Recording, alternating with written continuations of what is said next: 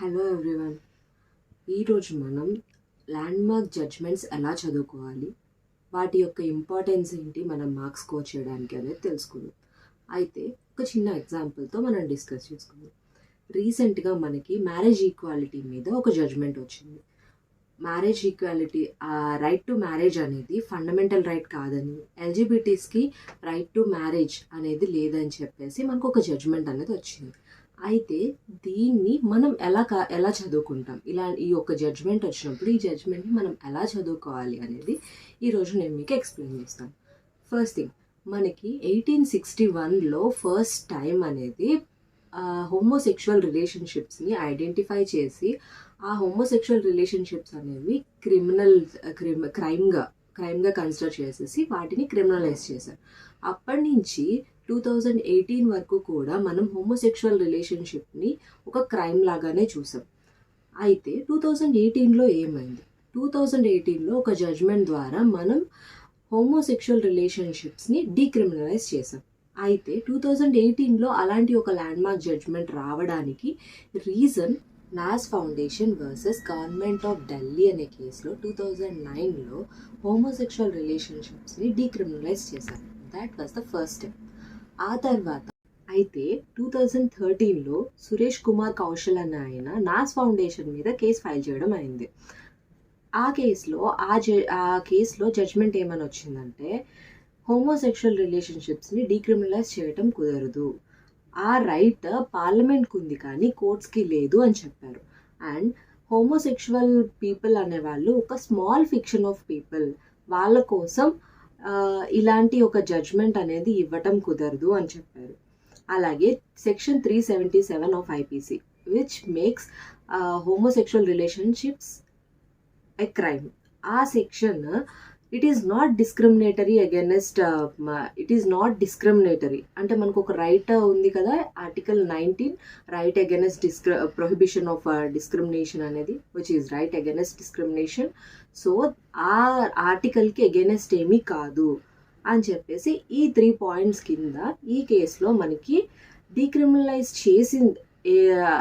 Delhi government Delhi high court ఎప్పుడైతే దాన్ని decriminalise చేసిందో ఆ జడ్జ్మెంట్ని ఈ జడ్జ్మెంట్లో ఓవర్టర్న్ చేసి ఇట్ షుడ్ బి క్రిమినలైజ్డ్ అనేది చెప్పారు. దీని తర్వాత 2017లో పుట్టస్వామి కేసు అనేది మనకు వచ్చింది. It's a most popular and landmark case which says right to privacy is a fundamental right.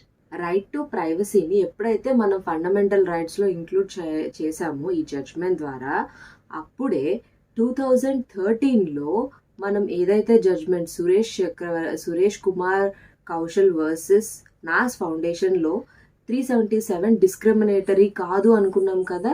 అయితే 2017లో పుట్టస్వామి కేసులో ఎప్పుడైతే మనకి ఈ రైట్ టు ప్రైవసీలో సెక్షువల్ ఓరియంటేషన్ కూడా ఇంక్లూడ్ చేశారో అప్పుడు అది డిస్క్రిమినేటరీ అయిపోయింది. కాబట్టి ఇప్పుడు 377 అనేది ఆర్టికల్ 14 రైట్ టు ఈక్వాలిటీకి అగైనెస్ట్ అయ్యింది, ఆర్టికల్ 15 ప్రొహిబిషన్ ఆఫ్ డిస్క్రిమినేషన్లోనూ ఇన్వాల్వ్ అయింది, article 19 right to expression of personal identity అక్కడ డిస్క్రిమినేషన్ అగైనెస్ట్ అయ్యింది.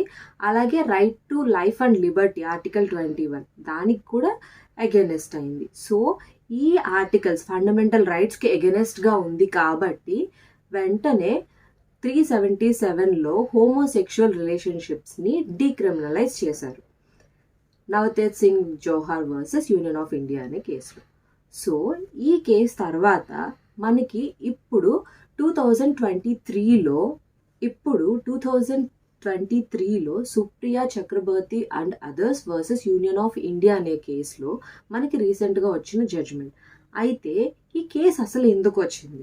ఈ కేసులో మనకి ఎప్పుడైతే 2018లో Navtej Singh Johar versus union of India అనే కేసులో మనకి 377ని డీక్రిమినలైజ్ చేస్తూ హోమోసెక్షువల్ రిలేషన్షిప్స్ని ఒక పొజిషన్ ఇచ్చాము, ఇప్పుడు వాళ్ళు అడుగుతుంది ఏంటంటే మాకు రైట్ టు మ్యారేజ్ అనేది ఇవ్వండి అనేది అడుగుతున్నారు.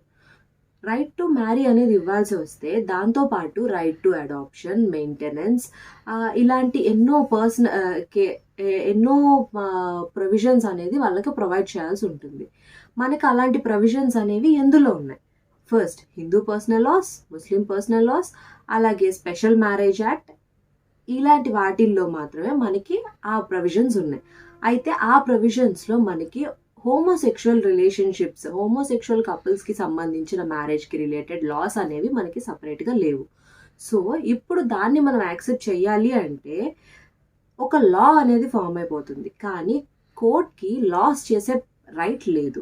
అయితే ఈ కేసు ఫైల్ చేసేటప్పుడు వాళ్ళు రిఫరెన్స్గా 2015లో యుఎస్లో ఆబర్జ్ఫెల్ వర్సెస్ హాడ్జెస్ అనే కేసులో రైట్ టు మ్యారేజ్ అనేది హోమోసెక్షువల్ రిలేషన్షిప్స్ వాళ్ళకి, హోమోసెక్షువల్ కపుల్స్కి ఇచ్చారు ఆ జడ్జ్మెంట్లో. సో ఆ జడ్జ్మెంట్, ఆ ఫారెన్ జడ్జ్మెంట్ని రెఫరెన్స్గా ఇక్కడ మనకి ప్రొడ్యూస్ చేశారు. అయితే దాన్ని కంపేర్ చేసేటప్పుడు మన కోర్ట్ ఏం చెప్పిందంటే యుఎస్లో రైట్ టు మ్యారీ అనేది ఫండమెంటల్ రైట్, కానీ ఇక్కడ మనకి right to marriage fundamental right కాదు అని క్లియర్ చేశారు. అట్ ద సేమ్ టైం యుఎస్లో సపరేషన్ ఆఫ్ పవర్స్ అనేది లేదు, కానీ ఇండియాలో సపరేషన్ ఆఫ్ పవర్స్ అనేది ఉంది. అక్కడ మనకి కోర్ట్స్ కూడా లాస్ చేస్తాయి యుఎస్లో, కానీ ఇండియాలో సపరేషన్ ఆఫ్ పవర్స్ ఉండడం వల్ల లా మేకింగ్ అనేది పార్లమెంట్ యొక్క డ్యూటీ, అది కోర్ట్స్ తీసుకోకూడదు. కాబట్టి దీనికి రిలేటెడ్ లాస్ చేయాల్సింది పార్లమెంట్ అని చెప్పి సెంటర్ని రిక్వెస్ట్ చేస్తుంది. ఈ యొక్క ఇష్యూని కన్సిడరేషన్లోకి తీసుకొని మంచి లాస్ అనేది చేయండి అని చెప్పేసి సెంటర్ని రిక్వెస్ట్ చేసింది. అలాగే ఒక చైల్డ్ని అడాప్ట్ చేసుకోవడానికి హోమోసెక్షువల్ రిలేషన్స్లో ఉన్న వాళ్ళ కపుల్స్కి కూడా ఆ ఆపర్చునిటీ అనేది ప్రొవైడ్ చేసింది. సో ఇలా ఒక కేస్ని మనం స్టడీ చేసేటప్పుడు దాని బ్యాక్గ్రౌండ్లో ఉన్న మిగిలిన కేసెస్ని కూడా స్టడీ చేసుకుంటూ వస్తే ఒక స్టోరీ లాగా మనం చదువుకున్నప్పుడు ఈ జడ్జ్మెంట్స్ అనేది చాలా బాగా గుర్తుంటాయి. అండ్ మనం క్వశ్చన్స్ అటెంప్ట్ చేసేటప్పుడు కూడా ఇంత క్లియర్గా ల్యాండ్ మార్క్ జడ్జ్మెంట్స్ ఎప్పుడైతే మనం మెన్షన్ చేస్తామో ప్రిసిడెంట్స్, దానివల్ల మనకి స్కోరింగ్ అనేది ఎక్కువ ఉంటుంది. సో ఇలా మనకి ల్యాండ్ మార్క్ జడ్జ్మెంట్స్ని చదువుకోవాల్సి ఉంటుంది. అలా చదువుకోవడం వల్ల వాటిని మెన్షన్ చేయడం వల్ల మనకి స్కోరింగ్ అనేది బాగుంటుంది.